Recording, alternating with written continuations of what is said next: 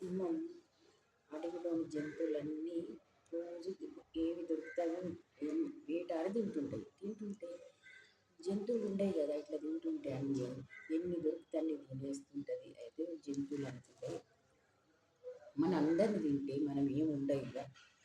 ఇట్లా ఒకరోజు మనం సింహం దగ్గర పోయి మాట్లాడదాము అని అన్ని సమావేశమయ్యి అనుకుని జంతువులన్నీ పోయి సింహం గుహ దగ్గరికి వెళ్ళి సింహరాజా సింహరాజా అని పిలుస్తాయి. అది మంచిగా తిని పడుకొని గుర్రు పెట్టుకుంటూ ఉంటుంది.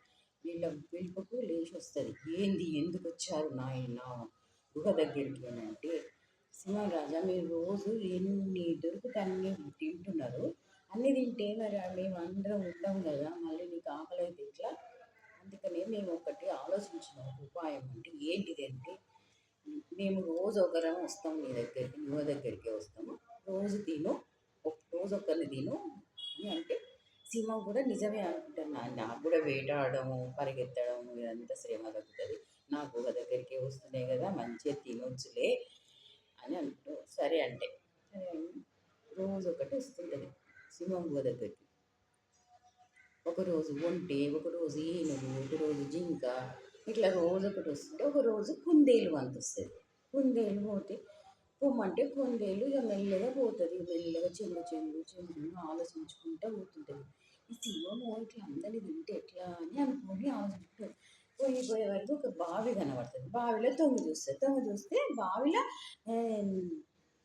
కుందేలు నీడ కనబడుతుంది. నీడ కనబడితే ఒక ఐడియా వస్తుంది. కుందేలు వచ్చి ఇక గబగా ఉరుక్కుంటా సింహం దగ్గర పోతుంది. సింహానికి కోపం వస్తుంది. ఏంటి నువ్వు ఉన్నావు, నా ఒక్క పంటి కిందికే వస్తావు, ఇంతసేపటి కాలం వస్తే అని పంజాబీ తినబోతే ఆగాగాగు రాజా, నేను దారిలో పొద్దున్నే బయలుదేరి వస్తుంటే నీలాంటి సింహమే నాకు ఎదురై నన్ను పట్టుకొని తినబోతుంటే నువ్వు నాకు తినకు, మా రాజుకు నేను ఆహారానికి తినాలి, నేను ఆహారానికి పోవాలి ఆయనకు, నువ్వు తింటే ఎట్లా అంటే నేనే ఈ అడవి రాజుని, ఇంకొక పులి ఎక్కడుంది, ఇక్కడ సింహం ఎక్కడుంది అని గీంకరిస్తుంది. అయితే నీకు కాదు ఉన్నది, నీకు తీసుకొస్తా నేను నీ దగ్గరికి, నన్ను వదిలిపెడతా అంటే సరే చూద్దాం, నాకంటే ఇంకోటి ఉన్నదా అని అనుకొని పో అంటది.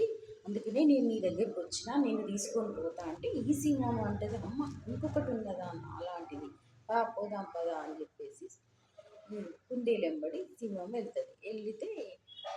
పోయి కుందేలు తీసుకుపోయి బావిలో తొంగి చూమంటది. అక్కడ తొంగి చూసే వరకు ఆ సూర్యుడు మిట్ట మధ్యాహ్నం 12 అయింది కాబట్టి సూర్యుడి మధ్య ఉంటాడు మంచిగా బావిలో కనబడకి సింహం నీడ అందులో కనబడుతుంది. క్లియర్గా కనబడే వరకు సింహము ఎగబడుతుంది. మీదికి ఎగబడే వరకు అది కూడా గీంకరిస్తుంది. ఇది ఎగరబడితే అది గీంకరిస్తుంది. ఆ బావిలో ఉన్నదని చెప్పి దునికితే చనిపోతుంది. అప్పుడు చెంగున ఎగిరి వాళ్ళ